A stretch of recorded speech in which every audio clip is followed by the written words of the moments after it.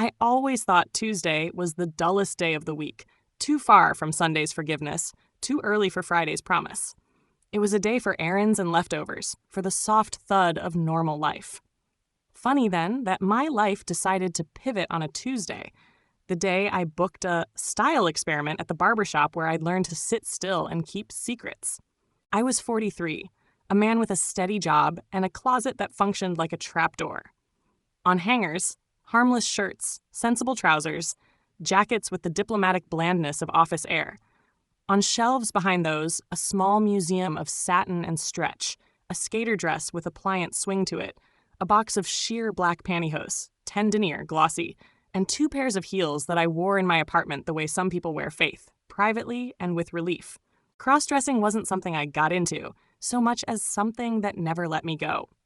It started as a kid, harmless and curious, when my aunt hosted her friend after a divorce, and the friend left an overnight bag in the guest room. I remember the unfamiliar weight of a silk camisole, the way nylon hissed when it found skin, how I felt like a lamp quietly switched on. Nothing scandalous happened. No one was harmed. But afterward, the world always had a second wardrobe, only I knew how to unlock. I kept it tucked away through everything. First apartment, office promotions, a brief and tender relationship with a man who taught me to cook eggs correctly, a riotous spring with a transgender woman who taught me that confidence moves like light. I tested different sentences on myself. Straight man, maybe bi, maybe something beyond that word. Straight woman in a man's body, perhaps, or a man who keeps learning new rooms inside his own house. Every time I tried to fill out a form in my head, the ink ran. I learned to hold the question like a polished stone, turn it occasionally in my pocket, worry it smooth, never quite put it down. When Ron retired, it felt like a streetlight went out. He was my childhood barber, the kind of old-school guy who kept a jar of blue barbicide like it was holy water and called everyone kiddo, even when their hairline was retreating. His barbershop was a reliquary of men's rituals. Straight razors in leather sheaths, jawbreakers in a dusty glass, baseball on the radio. He retired on a Saturday, the only day he allowed ceremony. His daughter Leslie took over on a Monday and changed the lighting, the playlist, the pronouns hanging in the air. Leslie was nothing like the myth of the stern female barber the guys teased about when I was a kid. She had a half sleeve of ink blooming into chrysanthemums, hair in a bleach blonde shag that had decided rules were negotiable, and a voice that made you feel like you were already forgiven for something you hadn't admitted yet. She modernized the place without scaring it. Kept the checkerboard floor, added mirrors that didn't pretend, swapped the TV for a shelf of zines and a speaker that played low-key indie on weekdays and queer pop on weekends. On the chalkboard beside the price list, she added a line that made me stop the first time I saw it. Tuesdays, style experiments. Underneath, pay what feels right. Liberation cuts, gender play, first-time fringe. We'll go slow. I booked it online with the kind of precaution people use when entering a pool they know is heated, but still expect to be shocked by. Tuesday at 2:30. I took the afternoon off work and told my boss I had a car appointment, which was funny because I didn't own a car, only a series of subway cards that felt like friends. I walked to the shop rehearsing an exit line in case I chickened out. "Hey, you must be my 2:30, Leslie said when I arrived, like we'd been planning this for months. "I'm Leslie. Pronouns she, her. You can tell me yours now or later or never. Chair 4 is ours today." She led me to a station where the mirror was framed with Polaroids of people who looked like various adjectives had decided to stay. Shy, ecstatic, relieved, curious. There were bangs, mullets, fades, curls sprung free from gels that had lied to them, glitter strands, buzz cuts that looked like poems. "James," I said, settling into the chair and watching my face become official in the mirror. He, him, mostly. I'm working on the rest. "Love a work in progress," she said, draping the cape. She asked questions the way good translators do. Open enough for the truth to walk through, specific enough that the truth wouldn't get lost. What did I like about my hair? What did I avoid touching? Had I ever had bangs? Did I want something that would announce itself or something that would say, "Hi, I've actually been here the whole time"? The last one made me laugh. The second, I said, "I think I want something that feels like a decision I made quietly." Soft fringe, she said, eyes bright. We'll keep the length, bring down the front, something that softens the line without pretending you're anyone other than yourself. She lifted a small section and held it like a question. Permission? I nodded. She started, and time shifted into that respectful silence I've only ever felt in two places: barbershops and libraries. The scissors made a polite snick. The spray bottle startled my scalp into awareness. Leslie's hands were efficient but tender, and when she brushed hair off my forehead, I felt something in me notch into place. The fringe, when it arrived, was subtle, just enough to bend the light, to suggest a version of my face I'd seen in windows at night, but never in daylight. Okay, she said, spinning me half a turn. Look. The bangs were soft, a comma rather than a period. My eyes seemed larger, my jaw less certain about being a jaw.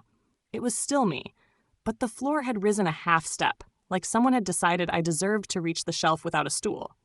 This is going to sound weird, I said, but I feel like I can hear myself more clearly. Not weird at all, she said. A good cut takes the static down. She snapped a photo with a Polaroid and waited while the ghost of me developed into a person. She clipped it to the frame with a miniature clothespin. Do you perform? She asked, cleaning up the counter. Poetry? Comedy? Rants? I laughed. I complain entertainingly in private. Close enough. She slid a flyer across the station. Queer open mic, Thursday 8 p.m., back room at the Blue Dollar. Her handwriting was on the bottom. Come as you. I mean it. She circled it. We keep the back room gentle. No heckling. If you want to read a grocery list, we'll applaud the heck out of it. The words come as you did a small, meaningful migration through me. Okay, I said, uncertain and certain in equal measure. Okay. At home, the flyer sat on my kitchen table like an invitation to a country I'd never visited but had learned all the names of the towns of. I touched my fringe and mirrors, laughed at myself, pulled my skater dress out of the closet and put it on, just to see the way the bang changed the balance. It did. The dress is black with a neckline devoted to second chances and a hem that swings like a door that refuses to slam. With sheer black pantyhose, the whole silhouette got a sheen, not flashy, just like someone had polished a thought. I practiced walking in my heels the way people rehearse acceptance speeches they don't think they'll get to use. On Thursday, I got off the subway 2 stops early and walked so I could decide not to. I didn't decide not to. The Blue Dollar was a bar that asked only for proof of thirst and a promise not to be cruel. The back room smelled like beer and citrus, and the anticipation of people who had stood too many times under lights that were not kind and decided to try again anyway. The sign-in sheet at the door had columns for name, pronouns, notes. My hand hovered. I wrote my initials, then my name, then erased the second thing because there wasn't actually an eraser, then wrote it again. James, he, him. In notes, I wrote, first time reading a grocery list. Leslie found me before I found a chair. Well, holy fringe, she said, mock fainting, then took a step back so her eyes could traverse me like a poem. Gorgeous, that hem, the hose, those shoes. You look like a person whose favorite word is grace. I brought my nerves, I said, which was true. I held them like a bouquet. Her eyes lit with a warmth that ignored fluorescence. She touched my forearm, a brief, friendly press that sent a little wave through the part of me that hoards tenderness like currency. First-timers go on anywhere they want, she said. And by want, I mean when the host sneaks you onto the list regardless. You can literally read a grocery list. Last week, someone read instructions from a seed packet and we cried. She laughed. You don't have to perform. You can just sit and let the room do its work. The open mic began with a host who wore a denim jacket covered in patches that said things like, God is non-binary and be gentle or go home. The first performer read a poem about a haircut that turned a person into a doorway, and I felt the room lean forward the way plants lean toward a window. A comic told a joke about pronouns that was actually about mercy. A singer made I will survive sound like the prayer it always was. When it was my turn, I stood because I'd promised myself I would. I could feel the hem of my dress briefly kiss the top of my pantyhose when I breathed. Tiny registration points that said, yes, you're in here. The mic made my voice sound truer than my living room ever had. I'm James, I said, and my name didn't flinch. I brought my grocery list. The room laughed softly. Milk, eggs, coffee. black pantyhose, size tall, skater dress in black, 10-12 if the cut's forgiving. The courage to wear it out of the apartment. I forced a breath. I've been wearing clothes like this privately for a long time. There it was, privately. I let the word hang. I don't know what label goes on me. I like the word me more than any other at the moment. I've loved men. I've loved a transgender woman who looked like a comet and kissed like a thesis. I used to wonder if the answer was that I'm a straight woman in a man's body. Now I wonder if the answer is I don't need the answer. Sometimes I'm drawn to masculinity. I'm always drawn to femininity. I like soft bangs and the click of my own heels and the way sheer black makes light behave. I'm here because I think Tuesday changed me. Silence, but the kind that holds you. I read the rest of my list. Soap, lettuce, toothpaste, forgiveness. When I finished, the applause came like a blanket. Leslie's whistle cut through and made me grin. After, people touched my elbow, my sleeve, small, harmless contacts that said, "We saw you." A person with a glitter mustache told me my voice sounded like morning. Someone else said, "Welcome home," and it didn't feel corny, it felt factual. Leslie sat with me after, 2 club sodas sweating onto the table. "You killed," she said. "I read about eggs," I said. "Thank God someone finally did." Her smile went sideways, the way it does when she wants to say a heavier thing lightly. I get the not wanting labels. It's wild how fast a word that's supposed to help becomes a fence. "I'm tired of fences," I said. "I'd like more thresholds." "Then let's keep building thresholds." She tipped her glass toward mine, and we clinked like adults who deserved treats. We started seeing each other in that funny, unlabeled way that is basically dating. Coffee that turned into sobremesa, long after lunch chats that turned into walking a few stops together just because, texts that turned into small, steady constellations across the day. She asked about work, what it felt like to move an actor's mouth and then send a new voice through it. I asked about the strangers who sat in her chair and cried when she cut their hair because someone had told them softness was not for them, and suddenly there it was, above their eyebrows. We built a friendship out of Tuesday appointments and Thursday open mics and Saturday afternoons where she put glitter strands in my hair and said, "Don't worry, these come out." And I said, maybe I shouldn't worry about things that come out easily. One night, walking home after an open mic where a teenager brought their father and read a piece about the letters he kept in a shoebox, I admitted the thing I'd been flipping like a coin for years. "I have questioned everything," I said, hands deep in pockets, because the night had finally remembered it was winter. Gender, sexuality, the whole messy triumvirate. I laughed without comedy. I have been intimate with men and with transgender women. I've asked myself if that makes me a straight woman in a man's body, if that's even a thing I'm allowed to claim, if claiming is what I want. And then sometimes I think, maybe I'm just me, and me is a country with a coastline that changes with tide. Leslie walked a step closer, so our sleeves touched with that friendly static that says neither of us is alone and we are making our own weather. "I get it," she said. "Do you want my opinion?"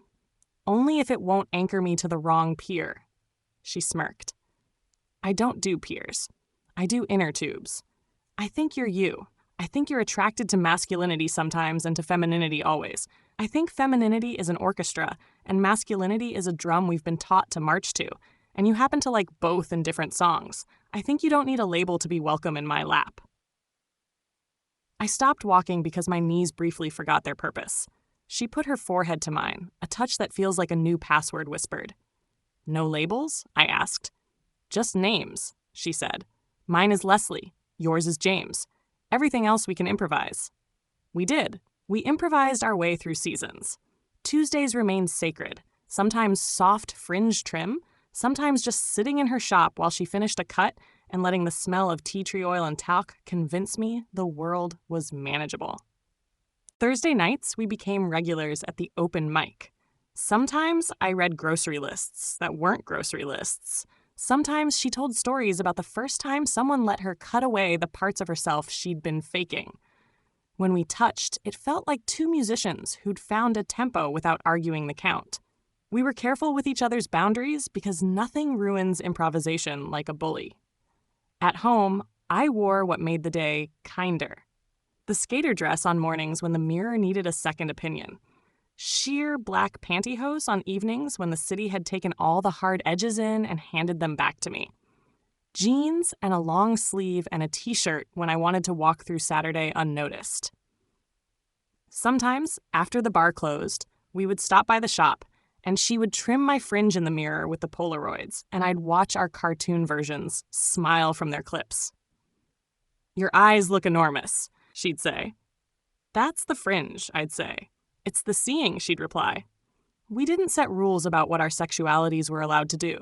We set only one: don't hurt each other.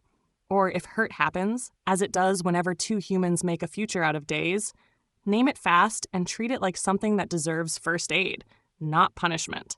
Sometimes I wanted to flirt with a masculine, soft-jawed stranger at the open mic. Sometimes she wanted to flirt with a woman who wore her leather jacket like a laugh. We narrated our crushes like weather reports. There's a high-pressure system moving in around that bartender. Jealousy didn't disappear. It just decided to sit politely at the table rather than hiding under the bed. Desire, I learned, is not a contract. It's a compass, and compasses sometimes point to pretty things that are not for you. We were kind to our compasses. We trusted them to guide us home. The shop became a chapel for a congregation that believed in scissors and softness. I watched teenagers bring in printed screenshots and leave taller because their necks could finally see daylight. I watched an older man ask, voice shaking, if his hair could look like the boy he remembered being at 19, and Leslie made it so, and he cried into the cape and said, "I thought he died." On a Tuesday afternoon, a person with beautiful hands asked if glitter strands were allowed for a funeral. Leslie said, "If anyone tells you no, come back here and we'll practice saying yes louder." Outside the window, buses sighed and turned corners, and people went about their errands. And inside, all the odd geometry of gender and presentation became less of a problem set and more of an art project.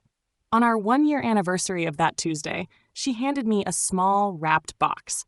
Inside, a delicate silver hair clip shaped like a crescent moon and a pair of sheer black pantyhose, nicer than anything I'd have justified myself. "For the nights when you want the light to argue with you," she said, placing the clip in my hair and smoothing the fringe like a benediction. And for everyday glamour. Because yes. We went to the open mic that night, and someone sang a ballad that made even the ceiling reconsider itself. We held hands under the table and didn't pretend we were casual. When we got home, we fell asleep absurdly early, 2 adults who had earned sleep as a prize. Years rounded our edges without dulling them. The barbershop kept its checkerboard floor. My fringe learned to behave. The open mic moved to a bigger room because tenderness became popular for a while and then stubborn. I learned to say no to pronoun interrogations from strangers. I learned to say yes to little luxuries without apologizing. Leslie and I bought a couch that didn't creak when you kissed someone on it. We brought a plant back from the brink 4 separate times and began to believe that was a metaphor. The night I asked her to marry me was a Thursday, because of course it was. The open mic had just ended. The host had played us out with a Prince song because the room had needed an altar. I took her back to the shop. Key in the lock, the smell the same, the mirrors quiet and expectant. I sat her in chair 4 because every important conversation we'd had found its way into that space, and I knelt because some traditions are not straight, they are simply kind. "No labels," I said, grinning at our old line. "Just names. Mine is James, yours is Leslie. Will you be my favorite person to come home to?" She laughed and cried and said yes in a voice that made the Polaroids blink. When I stood, she tugged me down by the fringe and kissed me until we forgot the lights were still on. People ask how we make it work.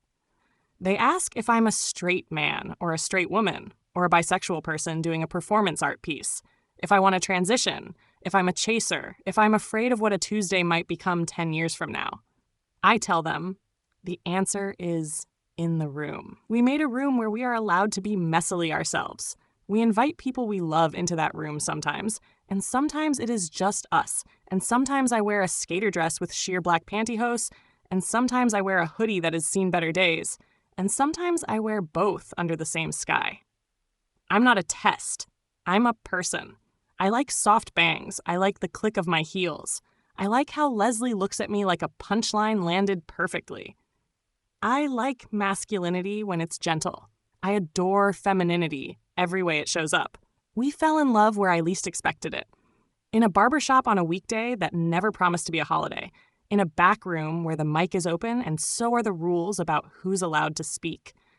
Sometimes on Tuesdays, I sit in chair 4 and watch someone younger than me shake in the cape because they're about to see their own face for the first time the way their heart sees it. Leslie will tilt the mirror and say, "There you are." And the room will hush to let the sentence land. And every time, I feel my eyes fill with happy salt because I remember my Tuesday. And I remember how the world looks different when you decide to stop arguing with your reflection and start collaborating. If you come by the shop and look at the Polaroids, you'll find me there twice. Once on that first day, a shy smile under new fringe, and once the night we got engaged, grinning like I'd broken into the candy store and found a ring among the gumdrops. In both photos, I look like myself. That's all I ever wanted, to look like myself and love someone who saw that version and said, "Yes, please more." On Tuesday nights, we still go to the open mic. Sometimes I read a grocery list. Sometimes I read vows I'm writing in pencil. When I cross my legs on that rickety chair, my sheer black pantyhose catch the light just so, and I think, who knew Tuesdays had this kind of gloss?